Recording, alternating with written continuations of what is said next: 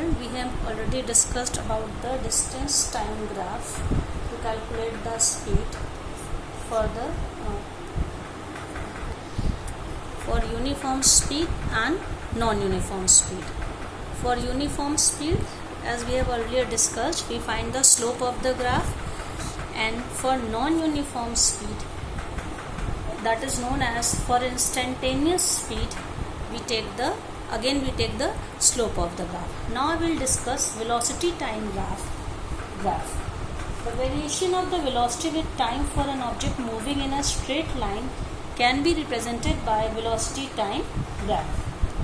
So this is of two types: velocity time graph with velocity time graph for the motion with uniform velocity, and another is for uniformly accelerated motion. So first we will discuss the velocity time graph for the motion with uniform velocity. You can see this graph. This here velocity we have to take velocity on y-axis and time on x-axis. And if the graph is a line parallel to the x-axis, what does it mean? Time is increasing but the velocity is not increasing. ये यहाँ पे देखिए, यहाँ तक ये रुकी है. So it means the object is moving with a uniform velocity. Velocity is not changing here. So whenever a line is parallel to the x-axis for velocity time graph, it means it represents the uniform velocity. For this, as we know, the formula for velocity is magnitude of displacement in time interval upon time interval. So here we can calculate displacement. Now you see this, I have already written here. So if we calculate, velocity is equals to, velocity is represented by the letter small v, and the time interval is, it is the time between the interval means duration of the time, that is, suppose this is the t1 and this one is the t2. So what will be time interval? Final minus initial, that is t2 minus t1. This distance, this is time interval, and this one is velocity. So DC part represent time interval, while AD or we can say BC both have same value. This part is representing velocity. So now you see, as we know the formula, velocity is equals to magnitude of displacement upon time interval. From this formula, magnitude of displacement will be velocity into time interval. For this, because this is time is in division, when we shift it to the left hand side, it will go for multiplication.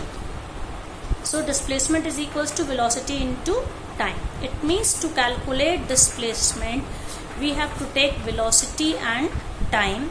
Now velocity is represented by v, while time interval is by t2 minus t1. You can see this graph. This is v into t2 minus t1. Now what is v? Again see, v means this AD. This is AD, and T2 minus T1 means this portion, this is DC. So displacement is equals to AD into DC. Now you see again here, displacement is equals to AD into DC. But in this figure, what is the AD? You can see this is a rectangle, AD and DC. So AD into DC means area of the rectangle ABCD.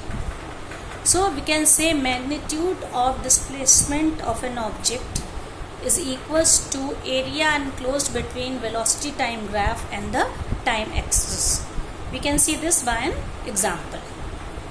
So now children, velocity time graph for uniformly accelerated motion. Now see another graph children. This is this graph.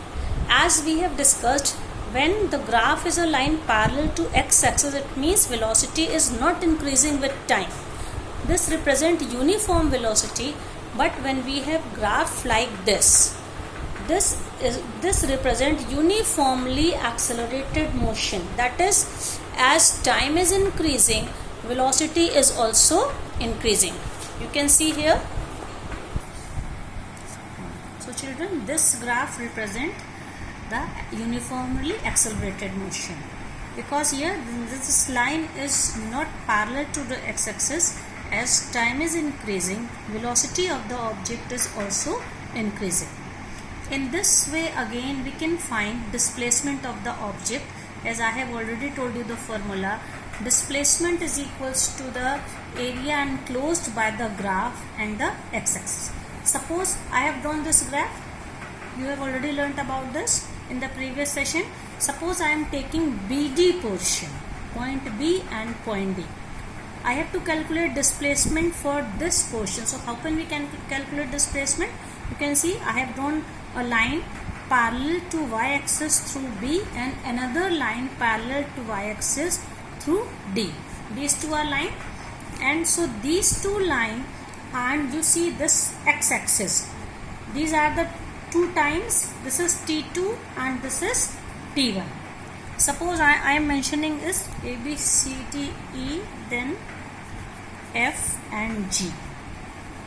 So if I have to calculate displacement for BD part, it means it is the area enclosed between the graph BD and x-axis.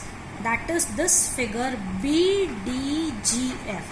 You can see this is the trapezium.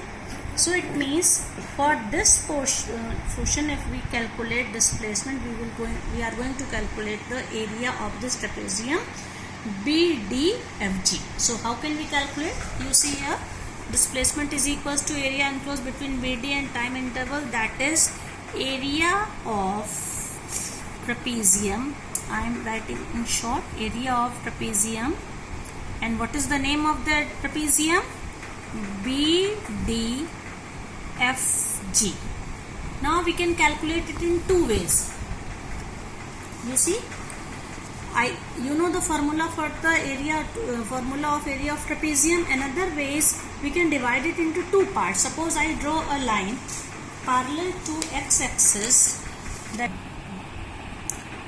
So suppose we draw a line parallel to x-axis through B. So this trapezium has been divided into two parts. Suppose FG, this is H.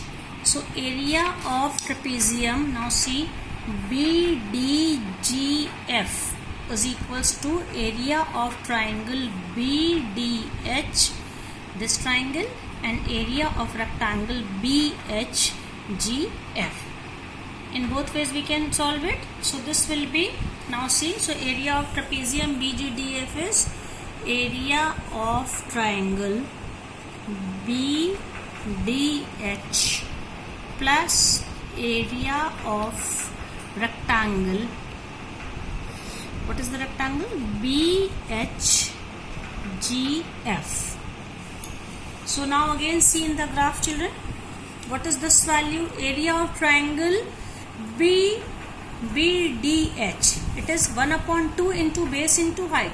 So 1/2 into BH into DH. So this is 1/2 half into BH, base is BH and height is DH, and area of rectangle, sorry children, I have written the BHGH. In place of BHGH I should write BHGF, not H. Okay, so area of rectangle BHGF. Now see here, what is area of rectangle? This is area of rectangle is length into breadth. So it means FG into GH. So FG into GH. So now we will take the numerical value of this, half into BH into DH. So this is half into, again see BH. What is BH? BH means H, reading for H is 14 seconds and reading for B is 6. So 14 minus 6. BH is 14 minus 6, while DH, again see, what is DH? DH means D is 70 meters and 70 meter per second. Speed is in meter per second. So it will be 70 meter per second, and this is 30 meter per second against H.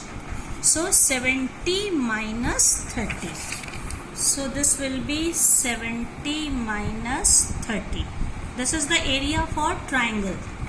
right angle triangle. Now area of rectangle is again see FG and GH. FG, now see in the figure, FG is what? 14 minus 6. FG means this portion, so 14 minus 6. 14 minus 6, and GH will be here, see, GH is, H means 30 and G means here 0. So this portion is 30 minus 0. 30 minus 0. So it will be 1 upon 2 into 14 minus 6 is how much? 8. 70 minus 30 is 40. This is the area of the triangle. And area of rectangle is 14 minus 6 is again 8. 30 minus 0 is 30.